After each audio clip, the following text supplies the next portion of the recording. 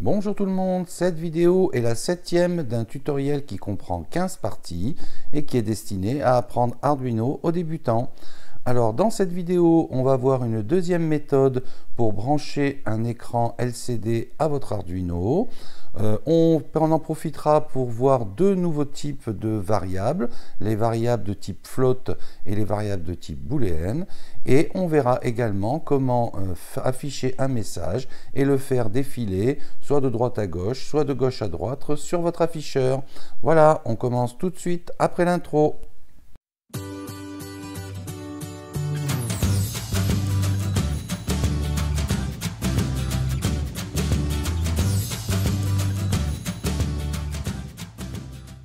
Alors, dans la dernière vidéo, on avait vu ce montage-là qui permettait de raccorder un écran LCD avec la méthode que j'ai appelée classique, mais qui avait deux inconvénients. C'est que d'abord, elle nécessite pas mal de matos quand même, puisqu'il faut une résistance, il faut un potentiomètre, pas mal de câbles. Et elle a un deuxième inconvénient, c'est qu'elle nécessite l'utilisation de 6 ports différents sur la carte Arduino.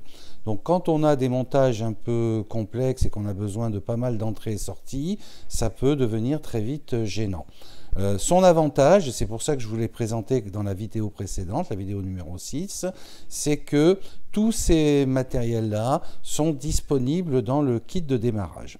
Alors, dans cette vidéo, on va voir une autre méthode qui est une méthode qui utilise un petit module qu'on appelle un backup et qui permet de connecter un écran LCD uniquement avec deux fils, en plus de l'alimentation évidemment et de la terre, uniquement avec deux fils.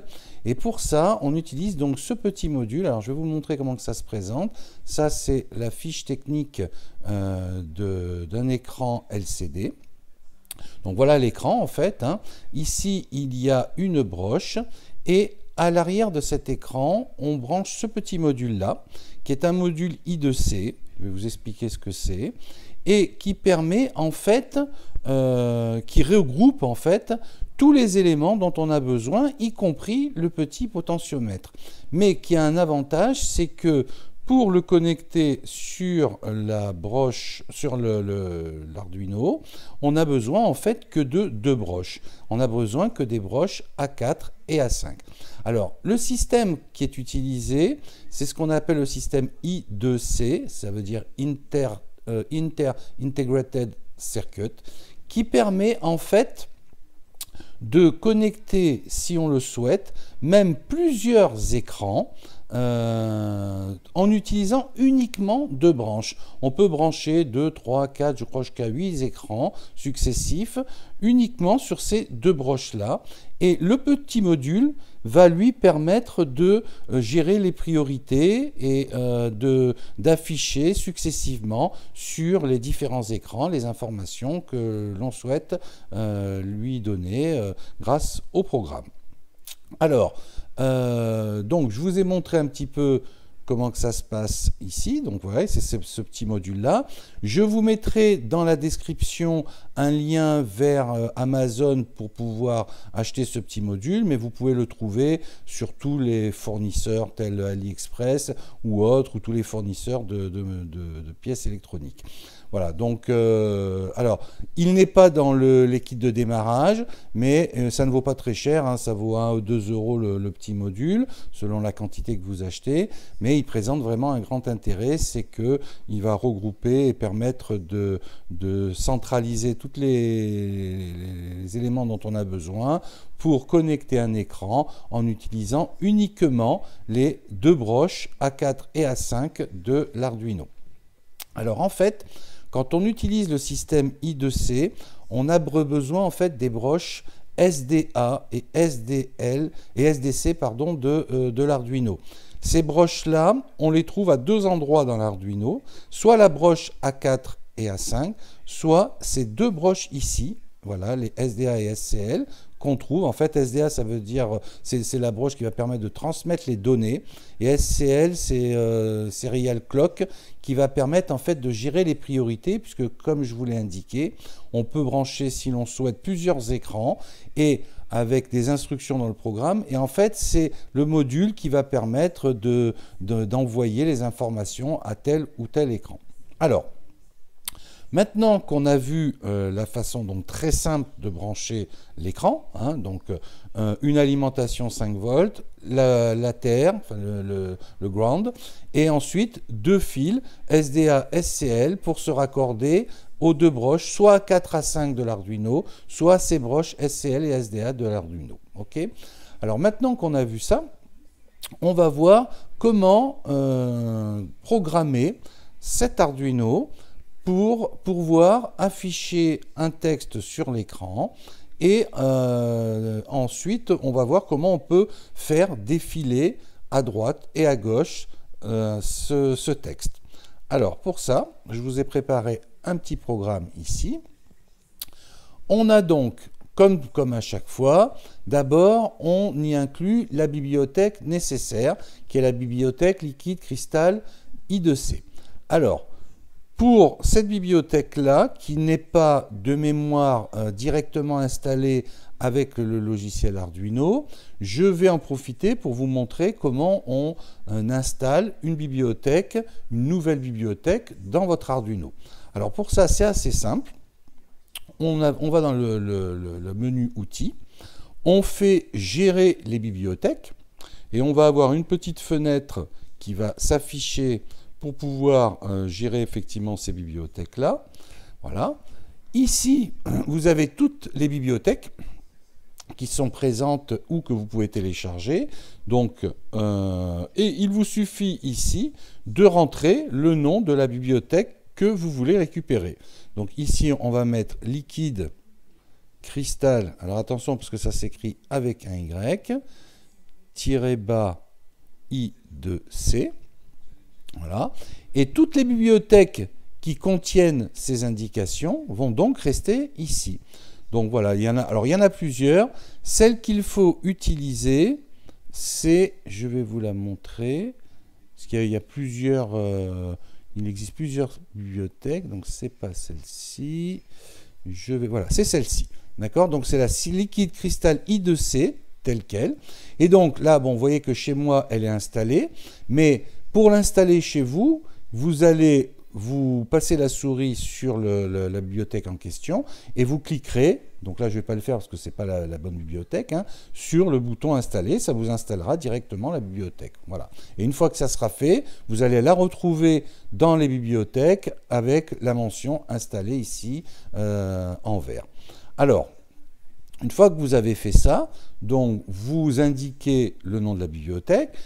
Ça vous permettra en plus de vérifier qu'elle est bien installée, puisque si elle est installée, elle va se mettre automatiquement en rouge, comme ça l'est là sur mon écran. Si elle n'est pas installée, elle restera en noir, ça veut dire que vous ne l'avez pas correctement installée. Ensuite, une fois qu'on a installé cette bibliothèque, on va déclarer un afficheur, on va lui donner un nom, donc là je l'ai appelé LCD1, et on va lui mettre cette adresse ici, 027, qui est une adresse en hexadécimal, avec le nombre de lignes et le nombre de caractères et le nombre de lignes de votre afficheur. Donc là, ici, pour l'exemple, j'ai pris 20 caractères sur 4 lignes, mais ça marche aussi sur les afficheurs, 16 caractères sur 2 lignes. Alors, une chose extrêmement importante, quand vous allez acheter votre petit module, alors, je vais vous montrer ça en image, ça sera plus clair. Quand vous allez acheter votre petit module, ici, vous regarderez à l'arrière et vous verrez qu'il y a 3 petits pontages ici possibles, d'accord, A0, A1 et A2.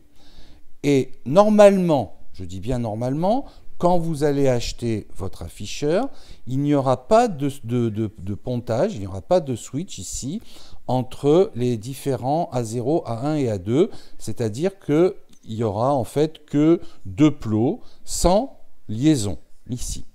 Et comme ce sera comme il n'y aura aucune liaison, donc aucun, ni A0, ni A1, ni A2 ne seront pontés, vous devrez utiliser l'adresse 027 en hexadécimal. Si toutefois, quand vous achetez votre petit module, vous trouvez un ou deux ou trois de ces liaisons qui soient pontées, eh bien, en fonction de celles qui sont pontées, il vous faudra changer l'adresse ici. Alors, à quoi ça sert ça? C'est quand vous allez vouloir mettre plusieurs écrans qui seront donc tous raccordés, je vous le remontre ici, sur A4 et A5, d'accord? Donc, si vous mettez un deuxième écran ici, eh bien, vous le raccorderez exactement comme celui-là. Il sera aussi raccordé sur A4 et A5.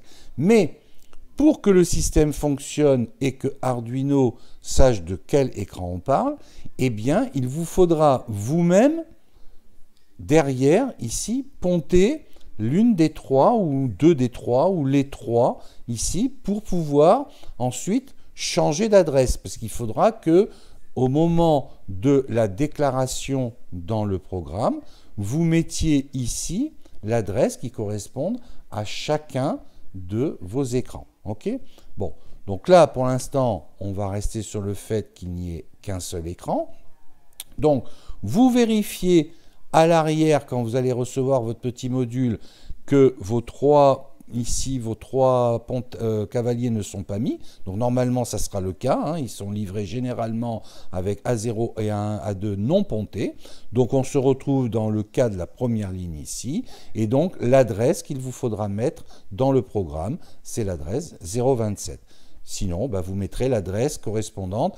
Et je vous mettrai également dans la description de la vidéo, je vous mettrai le lien vers cette page ici qui vous permettra de voir en fonction des pontages l'adresse que vous devrez utiliser. Voilà. Alors, donc, on déclare notre afficheur. Le 24, je rappelle, donc nombre de caractères, nombre de lignes. Ensuite, on va déclarer une variable entière qu'on va appeler seconde, qui va nous permettre de déterminer le nombre de secondes qui s'est écoulé dans notre programme. Ça, on connaît déjà. On a déjà vu les variables entières dans nos précédentes vidéos. Et on va aussi déclarer une variable compteur, mais elle qui ne sera pas une variable de type entière, mais qui sera une variable de type float. C'est quoi une variable de type float? C'est une variable avec un nombre avec une virgule. C'est-à-dire que les variables entières, c'est 1, 2, 3, 4, etc. ou moins 1, 2, 3, 4, etc. Par contre, les variables flottantes, c'est des chiffres à virgule, 1,728, moins 1,420, peu importe, d'accord, ce sont des chiffres à virgule. Donc, quand on va avoir besoin de chiffres à virgule, et ça va être notre cas ici, on verra pourquoi, eh bien, on va utiliser une variable de type float. Et on va aussi déclarer une variable de type booléenne qu'on va appeler vers la droite. Et c'est quoi une variable de type booléenne? Eh bien, c'est tout simplement une variable qui a pour possibilité de valeur uniquement deux choses, soit vrai, soit faux. Une variable booléenne, c'est soit true, ce qui veut dire vrai, soit false, ce qui veut dire faux. D'accord? Et on utilise des variables booléennes quand on a besoin de tester des conditions. C'est-à-dire quand on veut, en fonction de cette variable-là, faire telle action ou une autre action. D'accord? Donc, la variable booléenne, c'est ou vrai ou faux, et on la déclare comme les autres variables dans la première partie de notre programme. Et ici, j'en ai profité aussi pour l'initialiser à true. Parce que je vous rappelle, on en a parlé dans une vidéo précédente, que les variables, vous pouvez les initialiser au moment où vous les déclarez, ou alors vous pouvez les initialiser dans Setup. Donc là, compteur, par exemple, je l'ai mis à 0, je l'ai initialisé à 0, mais dans la partie Setup. J'ai fait les deux cas pour vous montrer que les deux sont possibles. Soit vous déclarez une variable et vous l'initialisez tout de suite, soit vous déclarez une variable et vous l'initialisez dans la fonction setup. Ensuite, il faut, pour que votre afficheur fonctionne, l'initialiser également. Donc là, je mets lcd init, qui est la fonction qui permet d'initialiser l'afficheur, et je règle la position du curseur à la position 1, c'est-à-dire en fait le deuxième caractère, puisque je vous rappelle que les caractères sont numérotés de 0 à 19 quand il y en a 20, ou de 0 à 15 quand il y en a 16. Donc là, on est sur un écran avec 20 caractères. Donc le caractère 0, numéro 0 correspond au premier caractère. Le caractère 1, comme ici, correspond au deuxième caractère, etc., etc. Et même chose pour les lignes. La ligne 0, ici, correspond à la première ligne. La ligne 1 à la deuxième, la ligne 2 à la troisième, et la ligne 3 à la quatrième. Et je vais lui indiquer d'imprimer le mot LikeMaker. Voilà, donc quand on va sortir de la fonction setup, on va avoir LikeMaker qui sera écrit sur l'écran. Ensuite, ce que je veux faire, on verra ensuite en réel, après les explications, ce que ça donne. Ce que je veux, moi, en fait, c'est sous le mot LikeMaker, faire défiler 0, 1, 2, 3, etc., etc. Et je veux le faire défiler en même temps que je veux que l'ensemble LikeMaker et ce numéro-là se déplacent. D'accord? Et je veux qu'il se déplace d'abord à droite, ensuite à gauche, ensuite à droite, ensuite à gauche. On va faire des défilements en va-et-vient continuels comme ça. Et ce programme vous montre comment faire ça. Donc, une fois que j'ai imprimé mon LikeMaker ici, ce que je veux, c'est sur la position 1, 1, c'est-à-dire en fait la position juste en dessous de celle où j'ai écrit LikeMaker. Puisque 1, 1, ça veut dire que je suis sur la deuxième ligne, hein, sur le deuxième caractère et la deuxième ligne de mon écran. Ici, j'étais sur le deuxième caractère et la première ligne de mon écran. Donc je vais avoir l'un qui va être au-dessus de l'autre. Et je veux imprimer, donc afficher le contenu de la variable seconde. Donc quand on va faire notre premier tour, notre premier passage dans la fonction loop, eh bien ma variable seconde, comme elle est initialisée ici à 0, eh bien on va afficher 0. Ensuite, la fonction setBackLike1, c'est la fonction qui permet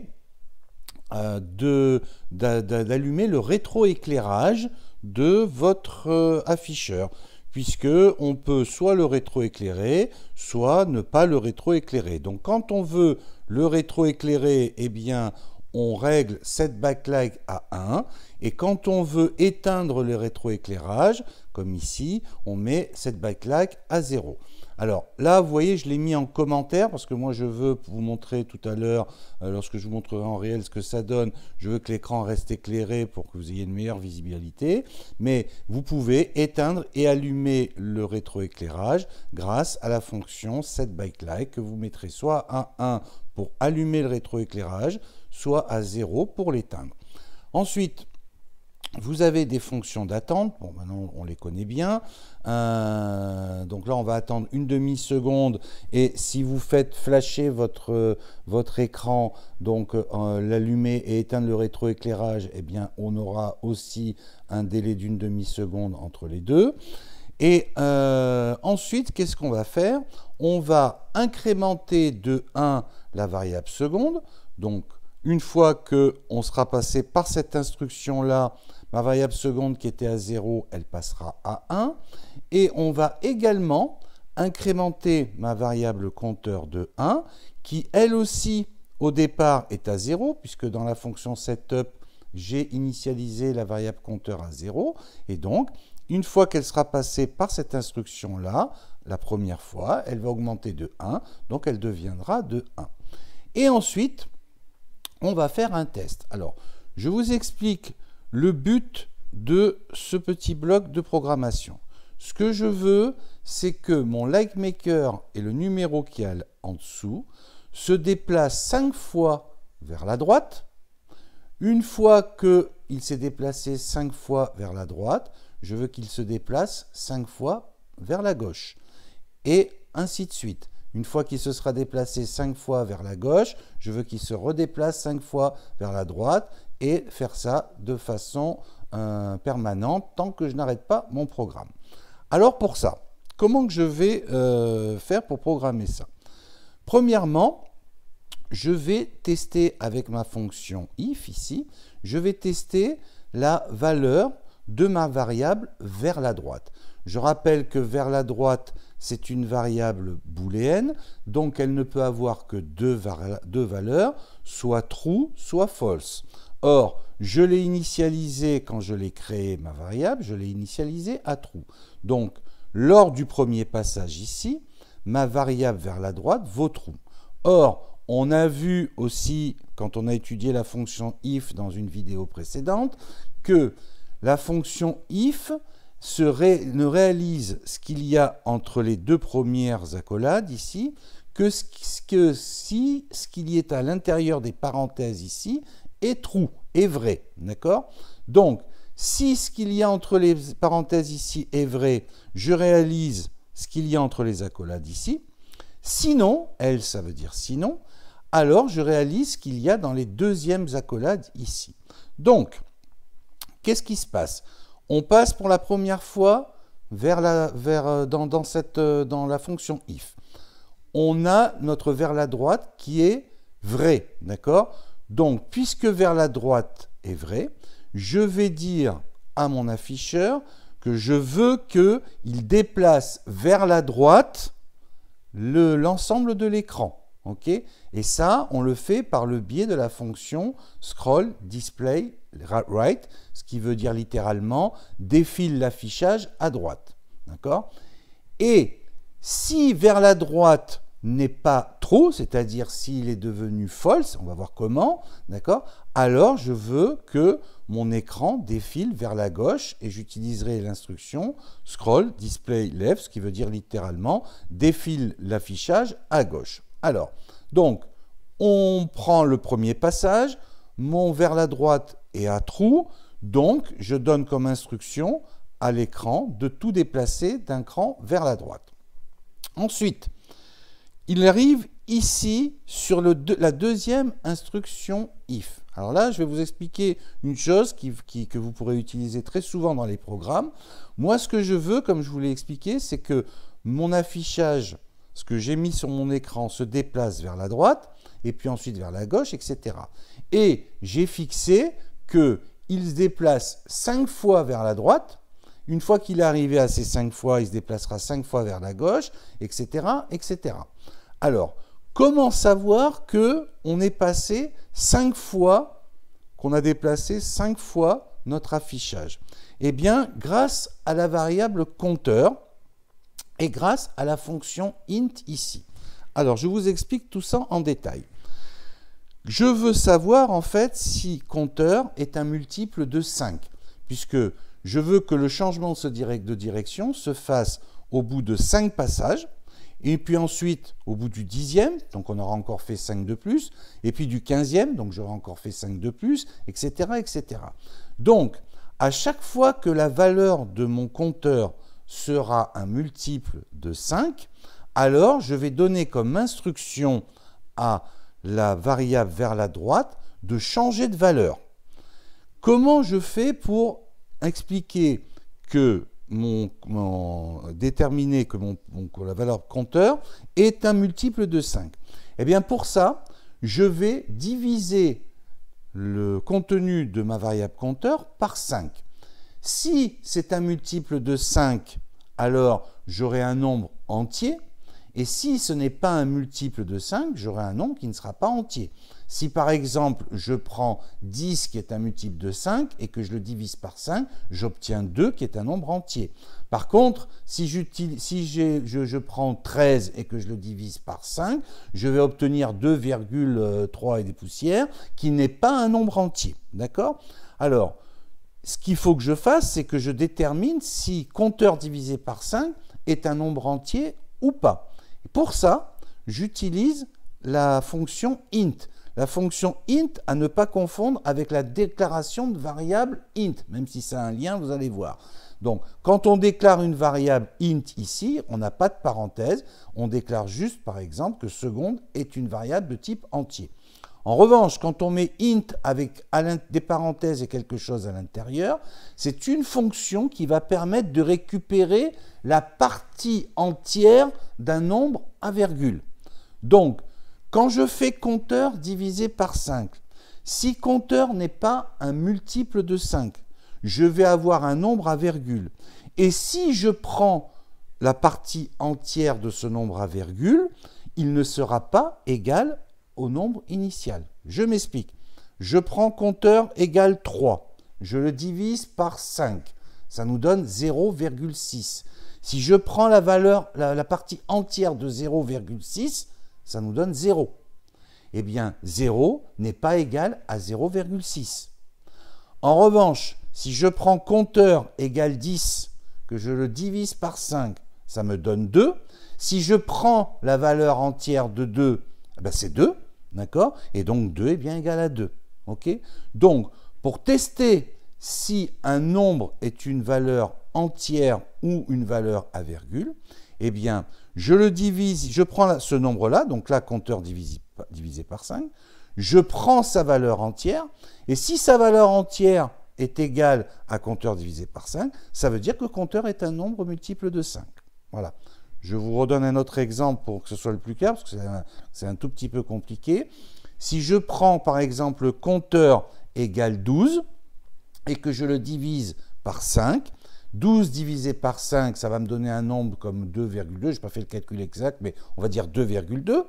Et que si je prends la valeur entière de 2,2, grâce à la fonction in, j'obtiens 2. D'accord? Or, 2 est différent de 2,2. Donc, tester cette égalité-là me donnera un résultat faux.